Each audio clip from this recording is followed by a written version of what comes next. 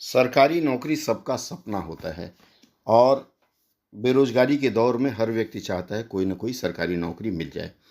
लेकिन सरकारी नौकरी के लिए जब आवेदन करने जाते हैं और हम यह पाते हैं कि सरकारी नौकरियों के आवेदन की फ़ी ही इतनी अधिक है जो अपनी जेब पे भारी पड़ सकती है। जैसे all India institute of medical science Patna ने एक विज्ञप्ति निकाला जिसमें उन्होंने फ़ी 3,000 रुपया रखा। अब देख लीजिए, कोई संस्थान 3,000 रखती है, कोई 1,500 रखती है, कोई कुछ रखती है, कोई कुछ रखती है।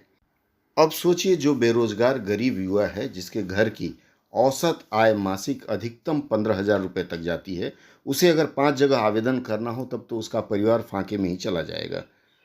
यह एक ऐसी समस्या है जो दिनों दिन जटिल होती जा रही और मूल्य नियंत्रण नाम की कोई चीज़ संस्थाओं के रिक्रूटमेंट एडवर्टीजमेंट में नहीं रह गई है, जिसके कारण अभ्यर्थी चाह कर भी, पात्रता रहते हुए भी और मेरिटोरियस होते हुए भी ऐसी नौकरियों के लिए आवेदन नहीं कर पाते हैं। यह एक ऐसा मुद्दा है जिससे आम आदमी को छोड़कर, यहाँ तक कि आम आदमी को भी इससे कोई फ़र्क नहीं पड़ने वाला, क्योंकि जो लोग पढ़ाई लिखाई कर रहे हैं, जो बच्चे सरकारी नौकरी के कैरियर ढूंढ रहे हैं, उनके ऊपर इसका अधिकतम प्रभाव पड़ता है और इनकी संख्या मुझे लगता है बहुत ही कम है, नगण्य है। ऐसे लोग बेचारे सरकार को कोसते हुए या फिर संस्थान को कोसते हुए आवेदन नहीं कर पाते हैं और फिर एक ऐसा समय आता है जब उनका टैलेंट खत्म हो जाता है और किसी ऐसे काम के लिए मजबूर हो जाते हैं जो उनके लिए बना ही नहीं है। मतलब पढ़ाई लिखाई करके भी कोई लाभ नहीं मिलता। देखिए, सबसे सबसे बड़ी विडंबना है कि आजकल जो भी संस्थान भर्ती की विज्ञप्ति निकाल रहे हैं वो मनमाने ढंग से आपसे फीस वसूल करते हैं। अब देखिए, मेरे सामने all India institute of medical sciences का एडवर्टीजमेंट अर्थात विज्ञापन है। इसमें इन्होंने एप्लीकेशन फ़ी जो रखी थी वह 3,000 रुपया रखी थी जनरल ओबीसी कैंडिडेट के लिए, एससी एसटी कैंडिडेट के लिए 2,400 रखी थी।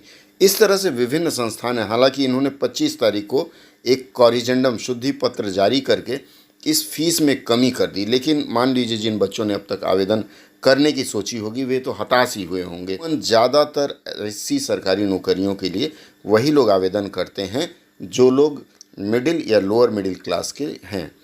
ऐसे लोग जिनकी मासिक आमदनी अधिकतम अगर जाती होगी तो 30 से 40,000 रुपये, अगर उसे 5 संस्थानों में इस तरह से आवेदन करने की आवश्यकता पड़ी तो उसकी पूरी तनख्वाह तो बच्चे के फ़ी में ही चली जाती है। उसके बाद ये संस्थाएं फ़ी भी ले लेती हैं। फ़ी लेने के बाद कभी भी समय से ये नहीं बताती हैं कि ठीक है आपने फ़ी पे कर दिया, आपके 10 तारीख तक रिक्रूटमेंट प्रोसेस हम इस महीने तक पूरी कर लेंगे।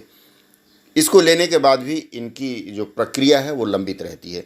इसी तरह विभिन्न संस्थान हैं, आप अगर इंटरनेट पर उठा करके देखें तो आप पाएंगे विभिन्न ऐसे संस्थान हैं जो रिक्रूटमेंट एडवर्टीजमेंट लाते हैं, हर वर्ष लाते हैं और लाने के बाद फ़ी वगैरह ले लेते हैं। उसके बाद या तो कह देते हैं नो वन फाउंड सुटेबल, या फिर उस विज्ञप्ति को कैंसिल कर देते हैं, रद्द कर देते हैं और फिर अगले साल फिर नई विज्ञप्ति ला देते हैं। फ़ी रिफंड के बारे में ऐसी कोई जानकारी नहीं दी जाती। अब मेरा इस संबंध में सिर्फ यही निवेदन है आप लोगों से कि आप लोग ज़रा इस पर विचार करें कि इस तरह के जो अधिकतम फ़ी लिए जा रहे हैं, 1,500 रुपया भी फ़ी अगर आप कंपेयर करें यूपीएससी या स्टाफ सिलेक्शन कमीशन से कंपेयर करें, ये दोनों भी सरकारी संस्थाओं को लोग देती हैं, मैन पावर देती हैं रिक्रूटमेंट करके।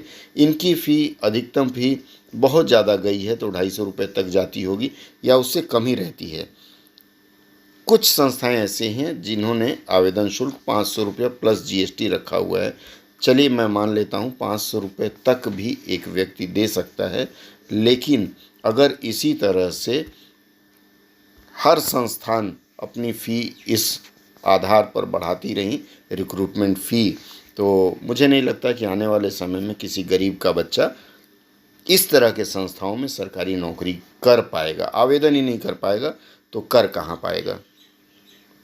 बहुत बड़ा यक्ष प्रश्न है। अगर किसी को लगता है कि इस विषय पर मंथन हो तो इस विषय के मंथन के लिए हमारे आदरणीय सांसद और विधायकों को मैं आमंत्रित करूंगा कि संसद में ज़रूर इस विषय पर कोई ऐसा कानून पारित करें कि जो भी भर्ती करने वाली संस्थाएं हैं, जो भी संस्था भर्ती का विज्ञप्ति या विज्ञापन जारी करती है, वह एक न्यूनतम फ़ी रखे और वह यूपीएससी अथवा स्टाफ सिलेक्शन कमीशन के समकक्ष रखे, या अगर आप नहीं रख पा रहे हैं तो कम से कम आप अपनी भर्ती के लिए, मैन पावर के लिए इन संस्थाओं को दें, ताकि कम फी में ये आपको लोग भर्ती करके दे सकें।